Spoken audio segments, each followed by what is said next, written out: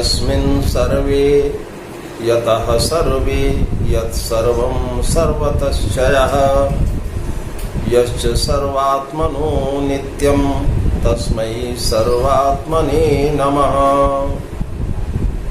कर्पूरगौरं करुणावतारं संसारसारं भुजगेन्द्रहारं सदा वसन्तं हृदयारविन्दे भवं भवानी सहितं नमामि, भवं भवानी सहितं नमामि। आज हम महाकवि कालिदास और उनके नाटक अभिज्ञान शाकुंतल के प्रथम पद्य, जिसे नांदी कहा जाता है, नांदी पाठ, इसके संदर्भ में हम आपसे बात करेंगे। महाकवि कालिदास को संस्कृत का ऐसा कौन व्यक्ति है जो नहीं जानता है। आप सभी जानते हैं कि कहा गया है, पुरा कवि नाम गणना प्रसंगे कनिष्ठिकाधिष्ठित कालिदासः, कि प्राचीन समय में कभी जब कवियों की गणना होने लगी, कवियों की गिनती होने लगी, तो स्वनाम धन्य महाकवि कालिदास का नाम कनिष्ठिका पर आया है। आप सभी जानते हैं कि जैसे यह हमारा हाथ है तो एषा कनिष्ठिका, एषा उपकनिष्ठिका अथवा अनामिका, एषा मध्यमा, एषा तर्जनी, एषोंगुष्ठा। तो जब कवियों की गिनती होने लगी तो स्वनाम धन्य महाकवि कालिदास का नाम कनिष्ठिका पर आया और उनके समान अन्य कोई कवि नहीं हो पाया। इसलिए कनिष्ठिका के बगल जो अंगुली है, इसका नाम ही नहीं पड़ा, इसलिए इसको अनामिका कहा गया। जहां तक महाकवि कालिदास के समय की बात है कि इनका समय क्या रहा, तो इन्होंने अपने संदर्भ में कुछ कहा नहीं। ये ऐसे कवि रहे जो निश्चित रूप से यह मानते रहे कि देहे पातिनी का रक्षा यशो रक्षम पातवत नरः पतित कायोपि यशा कायेन जीवति, कि इस नश्वर शरीर की सुरक्षा करने से कोई लाभ है नहीं, एक दिन शरीर छूटेगा। हाँ, यश की रक्षा करनी चाहिए। शरीर जब नष्ट हो जाता है, शरीर जब पूर्णावस्था को प्राप्त हो जाता है, तब भी यदि यशस्वी व्यक्ति है तो उसका यश अनंत काल तक चलता है। ये अगर मान लिया जाए तो महाकवि कालिदास चाहे ईसा की प्रथम शताब्दी के रहे हों या ईसा पूर्व प्रथम शताब्दी के रहे हों या ईसा की द्वितीय शताब्दी के रहे हों या ईसा की चतुर्थी शताब्दी के रहे हों, और कुछ लोग इन्हें ईसा की छठवीं शताब्दी में भी स्वीकार करते हैं, कुछ भी इनका समय रहा हो, लेकिन ये हमारे आदरणीय हैं। इन्होंने अपने संदर्भ में कुछ नहीं कहा।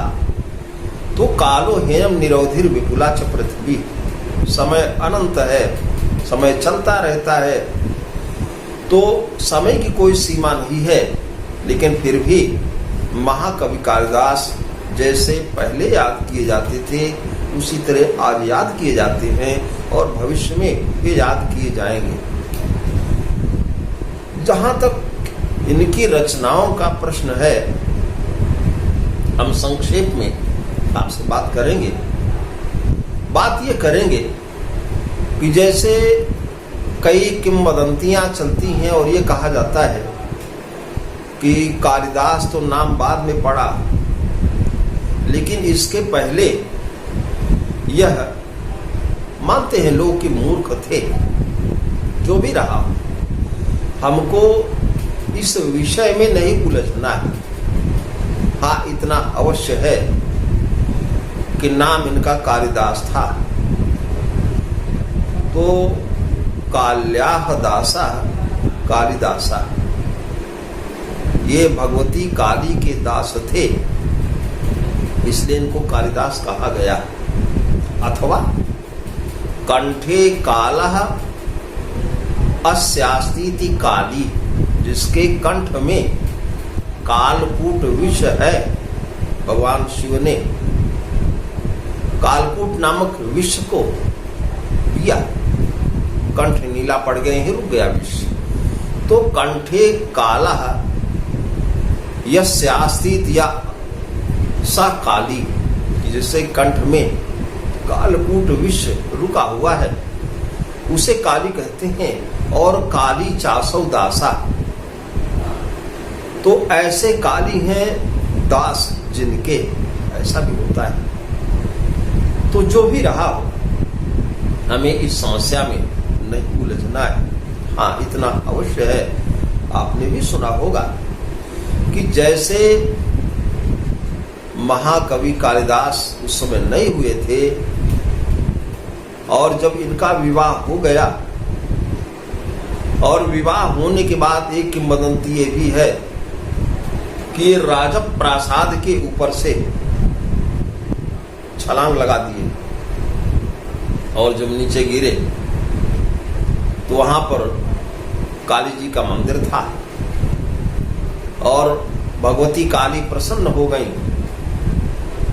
और उनकी तरफ से हुआ कि वरम ब्रूहि, वर मांगो। तो कहा जाता है पढ़े लिखे थे नहीं और ये समझ लिए, ये इनकी समझ में आ गया कि हमसे ये पूछ रही हैं कि तुमको कष्ट किससे मिला। अब ये भी दुर्भाग्य है कि ये अपनी पत्नी जो राजकुमारी थी, जिनका नाम विद्योत्तमा था, उनका नाम भी पूर्ण रूप से ये उच्चारण नहीं कर सके और अर्ध नाम का ही उच्चारण किया, विद्या। तो जब भगवती दुर्गा ने कहा वरम ब्रूहि, वर मांगो, तब इन्होंने कह दिया विद्या। भगवती काली प्रसन्न हो गई और इनको विद्या का वर प्रदान कर दिया। अब वहां से जब ये वापस आ रहे हैं राजभवन की तरफ, तो आकर के इन्होंने अनावृतम कपाटम देहि, कि हे देवी इस समय किवाड़ा खोलो। और पत्नी ने सुना, तुमको बड़ा आश्चर्य हुआ कि अभी तो ये सामान्य थे, कुछ जानते नहीं थे, राजप्रासाद क्या है, घबरा करके और ये छलांग लगा दिए नीचे। और जब ये वापस आए हैं, इनमें क्या वैशिष्ट्य है, जो कि आज संस्कृत बोलने लगे कि अनावृतम कपाटम दे। तो अंदर की तरफ से विद्योत्तमा ने पूछा, अस्ति कश्चित वाक् विशेषः। फिर सुनिएगा हमारी बात। विद्योत्तमा का प्रश्न था, अस्ति कश्चित वाक् विशेषः, क्या कोई विशेष वाणी में चातुर्य आ गया, कोई विशेष बात है। तो यह वाक्य बड़ा ही ऐसा है जिसमें महाकवि कालिदास की रचनाओं का परिचय दिया गया है। मैं तो ये मानता हूं कि जो मैंने ये वाक्य पढ़ा अस्ति कश्चित् वाग विशेष है, इसी के माध्यम से कालिदास की साधु रचनाओं का परिचय दिया जा सकता है। जैसे पहला पद है अस्ति, तो महाकवि कालिदास ने कुमार संभव नामक अपने महाकाव्य का जो प्रारंभ किया, अस्त्युत्तरस्याम दिशि देवतात्मा हिमालयो नाम नगाधिराजा, ये पहला पद्य पढ़ रहा हूं। और इसका प्रारंभ महाकवि कालिदास ने कुमार संभव का जो प्रथम पद है उसका प्रारंभ अस्ति शब्द से किया। अब अगला पद है कश्चित्,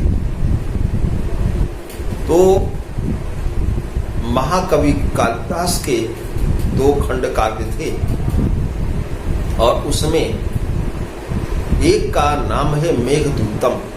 इस मेघदूतम के 2 खंड प्राप्त होते हैं, पूर्व मेघा उत्तर मेघश्च। पूर्व मेघ का जो आदि पद्य है उसमें प्रथम पद कश्चित् आया है, कश्चित् कांता विरह गुरुणा स्वाधिकारात् प्रमत्तः। वो अस्ति से प्रारंभ किया कुमार संभव का और कश्चित् से प्रारंभ किया मेघदूतम का। अब इसके बाद है वाग, तो रघुवंशम जो महाकाव्य है उसका प्रथम जो पद्य है वागर्थाव्यु संपृक्तौ वागर्थ प्रतिपत्तये जगतः पितरौ वंदे पार्वती परमेश्वरौ। तो यहाँ प्रारंभ किया वाक से। अब विशेषः,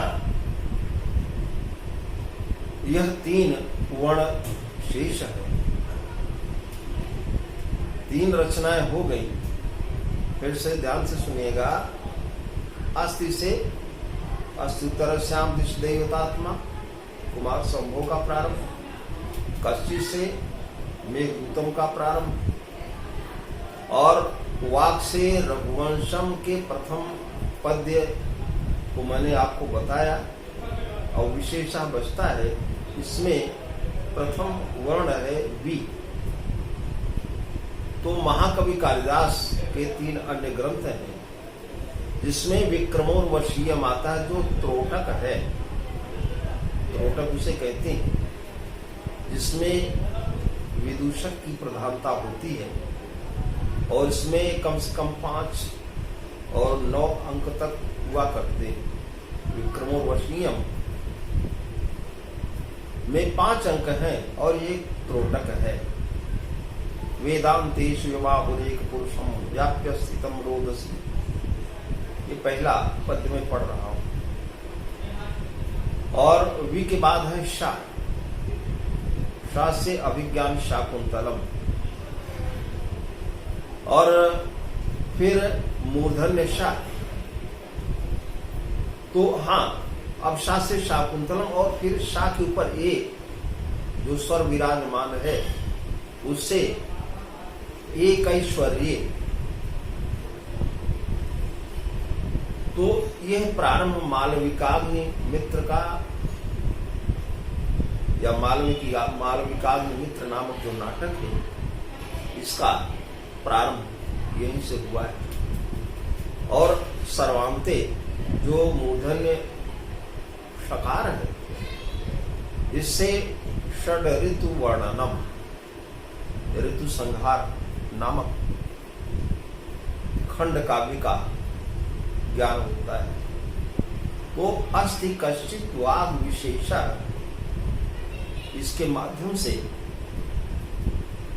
महाकवि कालिदास की 7 रचनाओं का परिज्ञान हो जाता है, जिसमें 2 महाकाव्य, 2 खंड काव्य, अभिज्ञान शाकुंतलम और मालविकाग्नि मित्रम 2 नाटक और विक्रमोर्वशीयम त्रोटकम, यह त्रोटक है। अपने विषय पर हम पुनः लौटते हैं और इसमें हमने आपसे चर्चा किया कि हम महाकवि कालिदास और उनके द्वारा प्रणीत अभिज्ञान शाकुंतलम के नांदी पाठ के संदर्भ में आपसे चर्चा करेंगे। महाकवि कालिदास का अभिज्ञान शाकुंतलम यह कालिदास का सर्वस्व है। कालिदास का ये सर्वस्व माना ही जाता है और इसमें कालिदास ने जो वर्णन किया है वो अन्य कवियों के द्वारा दुर्लभ है।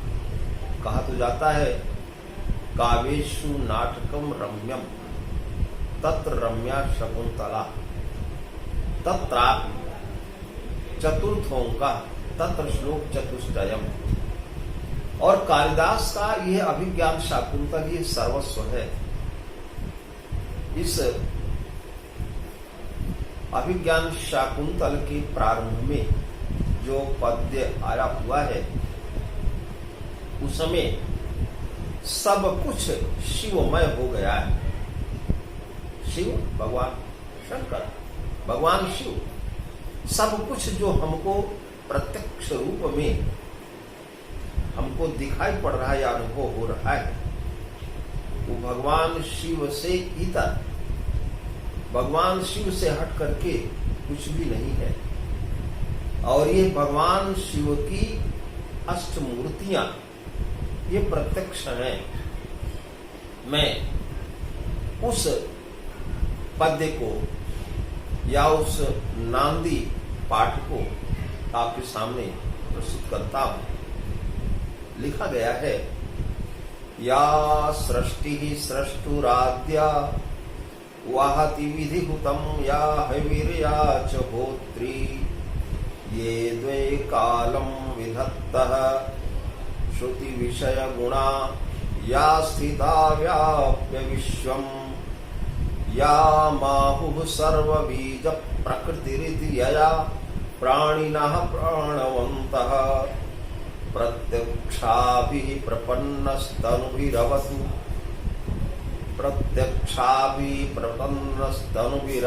वस्ताभिरष्टाभिरीशः। अष्टमूर्तियों से युक्त रहने वाले भगवान शिव ये तुम लोगों की रक्षा करें। क्रियापद आया है अवतु, रक्षा करें। प्रत्यक्षाभि तनुभि प्रपन्ना, जो प्रत्यक्ष अपनी मूर्तियों के द्वारा युक्त हैं तो ऐसे भगवान शिव तुम लोगों की रक्षा करें।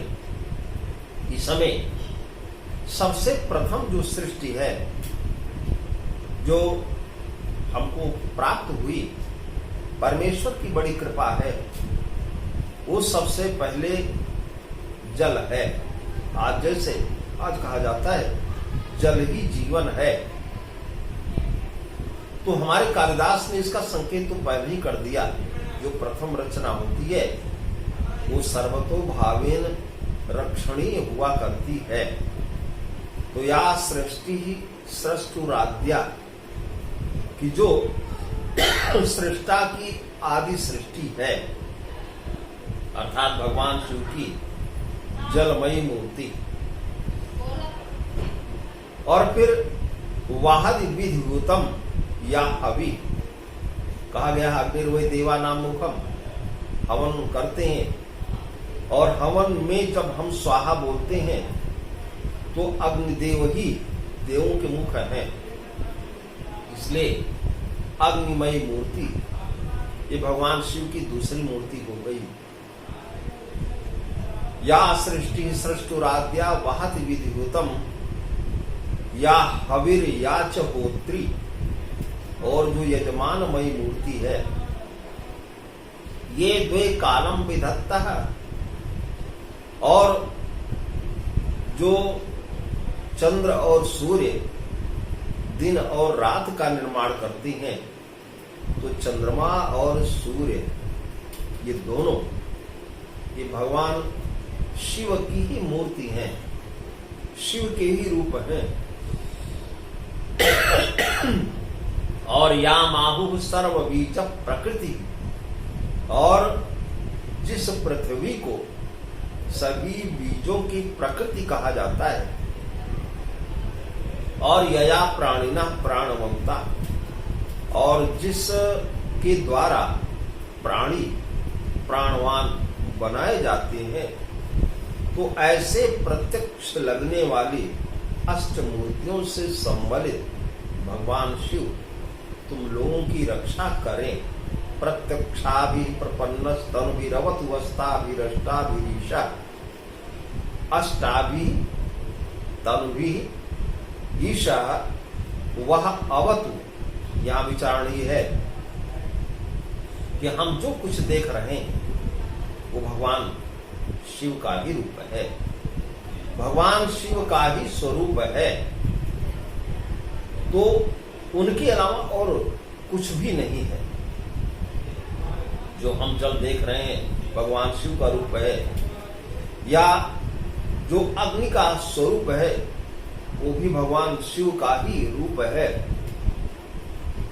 और सूर्य और चंद्रमा भगवान शिव के ही रूप है, और जो हवन करने वाले यजमान हैं वो भी भगवान शिव के रूप है, और जो समस्त प्राणियों को धारण करती है पृथ्वी माता, जो सभी बीजों की प्रकृति है, और वायु न चले तो जीवन संकट में पड़ जाए, तो यया प्राणिना प्राणवंता, जिसके द्वारा समस्त प्राणी प्राणवान प्राण शक्ति से युक्त हो जाते हैं।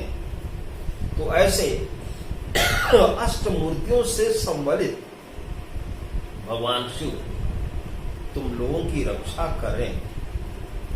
यहां पर विचारणीय है, एक पद आया हुआ है वह अवतु। अब प्रश्न यह है कि यह जो कालिदास ने लिखा वस्ताभिरष्टाभिरीश, तो इसमें वह यह है क्या? ये व्याकरण का विषय है। जैसे आपको जानकारी में होगा कि अस्मत् शब्द का जब रूप हम चलाते हैं, अहम आवाम वयम, और जब हम विभक्तियों में रूप चलाते हैं तो फिर मम आवयो अस्माकम। इसी प्रकार तुम युवाम यूयम या युष्मद पद का भी रूप जब चलाते हैं तो वहां पर भी षष्ठी विभक्ति में तव युवयो युष्माकम ये रूप बनता है। तो अस्माकम हम सब लोगों का, और युष्माकम तुम सभी लोगों का। षष्ठी का चिन्ह है ना, काके की, आपका, आपकी, आपके, तुम्हारा, तुम्हारी, तुम्हारे, मेरा, मेरी, मेरे, इस प्रकार से है। तो व्याकरण के अंतर्गत एक सूत्र है और वहां पर कहा गया है बहुवचनस्य वस्नसौ, कि युष्माकम और अस्माकम जो षष्ठी विभक्ति के बहुवचन में दो रूप बनते हैं, निष्पन्न होते हैं, तो युष्माकम के स्थान पर वह आदेश हो जाता है और अस्माकम के स्थान पर न आदेश हो जाता है। वही महाकवि कालिदास ने यहाँ पर प्रत्यक्षाभिः प्रपन्न स्तनुभिरवतु रष्टाभिरीशः ये प्रयोग कर दिया। प्रत्यक्षाभिः प्रपन्न स्तनुभिरवतु वस्ताभिरष्टाभिरीशः, ये ऐसे 8 मूर्तियों से, अष्ट मूर्तियों से संवलित हुए भगवान शिव तुम लोगों की रक्षा करें। तो इस पद्य के अंतर्गत देखा जाए तो सब कुछ शिवमय हो गया है। सब कुछ जो कुछ भी हमको दिखाई पड़ता है। अब प्रश्न हो सकता है जो महाकवि कालिदास ने लिखा और उसमें लिखा है कि यया प्राणिना प्राणवंता, जिसके द्वारा प्राणी प्राणवान बनाए जाते हैं, तो हम उस वायु का प्रत्यक्षीकरण कहाँ कर पाते हैं? उस वायु को हम कहाँ देख पाते हैं? तो हम देख नहीं पाते। लेकिन वायु का संस्पर्श हमारी त्वचाओं से होता है और उनका भी हम प्रत्यक्षीकरण करते हैं। इसलिए महाकवि कालिदास ने अपने अभिज्ञान शाकुंतल की इस नांदी पाठ के अंतर्गत जो ये प्रथम पद्य दिया, इसमें पहले विशेषता तो यह है कि सब कुछ शिवमय हो गया और उसके साथ ये भी है कि महाकवि कालिदास का ये पद्य है। और आपको एक और भी चीज बताऊं कि महाकवि कालिदास की जितनी रचनाएं हैं सब में आप देखिएगा तो भगवान शिव को प्रथमतः याद किया गया है। और जैसे रही बात कि महाकवि कालिदास की रचना में षड ऋतु वर्णनम, ऋतु संहारम है। तो ऋतुएं भी सूर्य के अनुसार बदला करती हैं। तो जब सूर्य और चंद्रमा ये भगवान शिव के रूप हो गए तो सब कुछ इनकी रचनाओं में शिवमय ये प्रतीत होता है। अब रही बात ये कि नांदी पाठ कहा क्यों जाता है, तो जैसे कोई कार्य जब किया जाता है तो सबसे पहले मंगलाचरण किया जाता है और मंगलाचरण के 3 रूप होते हैं। मंगलाचरण से त्रिविधा रूपाणि भवन्ति, जैसे प्रारंभ में कहीं कहीं आशीर्वचनात्मक मंगलाचरण होता है या देवताओं को प्रणाम किया जाता है या कथा वस्तु का निर्देश किया जाता है। और विचार करने योग्य है कि महाकवि कालिदास की इस रचना में अभिज्ञान शाकुंतल में मंगलाचरण के किस विधा का प्रयोग किया गया है।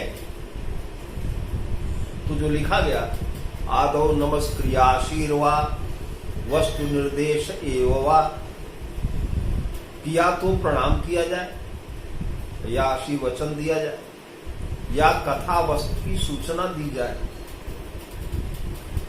तो इन 3 विधाओं के अंतर्गत महाकवि कालिदास ने इस नांदी पाठ के अंतर्गत किस प्रकार के मंगलाचरण का प्रयोग किया है। फिर से पढ़ रहा हूं, आदौ नमस्क्रियाशीर्वा वस्तु निर्देश एवं। तो यहां पर किसी भी देव को प्रणाम तो नहीं किया, किंतु सभी को आशीर्वचन से संयुक्त किया गया। तो नांदी पाठ उसे कहते भी है कि आशीर्वचन संयुक्ता स्तुतिर्यस्मात् प्रयुज्यते देवद्विज, देवताओं की ब्राह्मणों की नृपादि नाम तस्मात् नांदीति संगीता, उसको नांदी संज्ञा दी जाती है, उसको नांदी नाम दिया जाता है। तो महाकवि कालिदास की यह अमूल्य रचना अभिज्ञान शाकुंतल, जिसमें सब कुछ शिवमय हो गया है, इसकी चर्चा मैंने आज आपसे किया। और हमारे वीडियो को आप जानते हैं YouTube चैनल है और उसमें आप देखेंगे तो संस्कृत साधना वो हमारा निज चैनल है और उसमें हम बीच बीच में वीडियो डाल दिया करते हैं और हमें पूर्ण विश्वास है कि आप इसे जब देखेंगे, विचार करेंगे, अनुशीलन करेंगे, तो आपको ये वीडियो निश्चित रूप से अच्छा लगेगा। और आप सब्सक्राइब करिए, आप लाइक करिए, और जब भी आप समझें आप YouTube में हमारे संस्कृत साधना नामक चैनल को आप खोल लीजिए और उसमें बहुत ऐसे वीडियो पड़े हैं जिनको आप देखिए और आपका मनोरंजन तो होगा। मनोरंजन इसलिए कर रहे हैं कि काव्य के 6 प्रयोजन होते हैं, तो काव्य के षड्विध प्रयोजन में सद्य आनंदानुभूति हो जाए, जिसे ब्रह्मानंद सहोदर कहा गया, वो काव्य का शीर्षस्थ प्रयोजन है। तो हमारे इस वीडियो को देख करके आपको निश्चित रूप से आनंद मिलेगा और उसके साथ साथ ही आपका ज्ञानवर्धन होगा। और यदि आप हमारे वीडियो को देखेंगे, अध्ययन करेंगे, तो हम अपने विद्यार्थियों के लिए बात कर रहे हैं, तो निश्चित रूप से हमको बड़ा संतोष होगा। मैं डॉक्टर अक्षय तिवारी और अध्यक्ष संस्कृत विभाग RRPG कॉलेज अंतुर रोड अमेठी, उसी में सेवा कर रहा हूं। फिर से आपसे निवेदन करता हूं कि मैंने ऐसे अनेक वीडियो अपने संस्कृत साधना नामक चैनल पर डाले और आप उसको निश्चित रूप से देखिए, आपको आनंदानुभूति होगी और ज्ञानवर्धन अवश्य होगा। धन्यवाद।